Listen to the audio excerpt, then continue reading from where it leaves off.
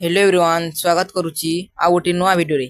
आज आम जानिबा महान व्यक्ति महात्मा गांधी विषय रे।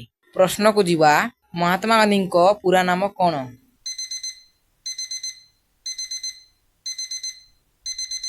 मोहनदास करमचंद गांधी। महात्मा गांधी पूरा ना हला मोहनदास करमचंद गांधी। परवर्ती प्रश्न महात्मा गांधी जन्म केबे होइतिला?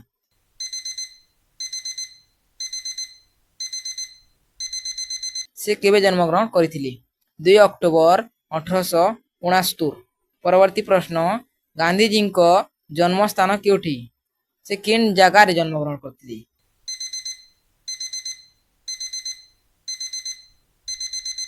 पोरबंदर। परवर्ती प्रश्न गांधीजी पिता नाम कौन?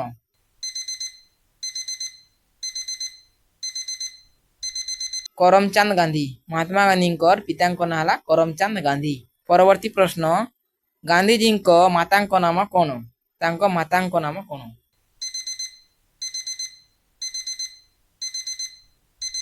पुतली बाई। परवर्ती प्रश्न गांधीजी पत्नी नाम कौन?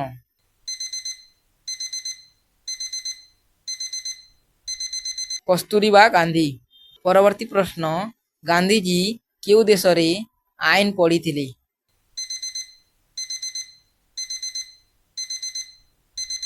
इंग्लैंड।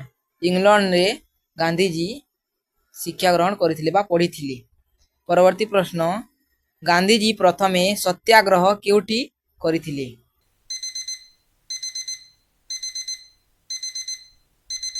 चंपारण। परवर्ती प्रश्न दांडी यात्रा केउ वर्ष रे होइतिला?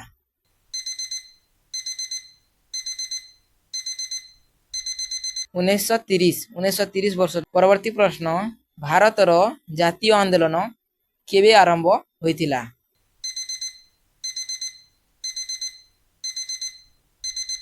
1942। परवर्ती प्रश्न गांधीजी प्रसिद्ध आश्रमर नाम कौन?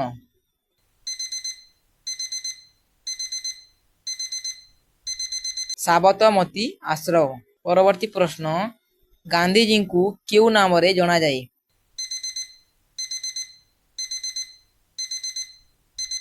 बापू। परवर्ती प्रश्न गांधीजी मूल नीति कौन?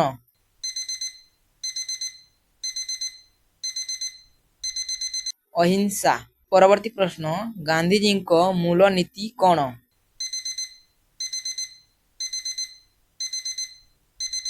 सत्य और अहिंसा। परवर्ती प्रश्न गांधीजी आत्मजीवनी नाम कौन?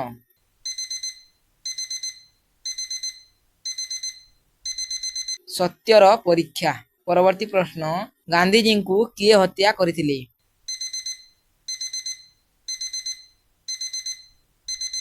नाथुराम गोडसे। परवर्ती प्रश्न गांधीजी मृत्यु केबे होइतिला?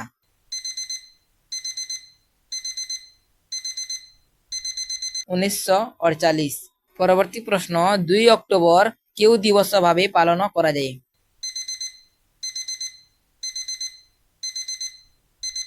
गांधी जयंती। परवर्ती प्रश्न गांधीजी प्रथम आंदोलन भारत रे केउठी होइतिला?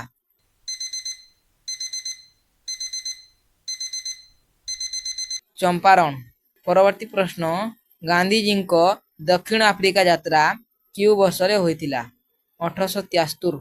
1873 रे गांधीजी दक्षिण आफ्रिकार यात्रा होइतिला। नेक्स्ट लास्ट प्रश्न महात्मा गांधी को भारतर कौन बोली कहा जाए? यह कमेंट बॉक्स रे उत्तर दियो। यदि वीडियो भल लागे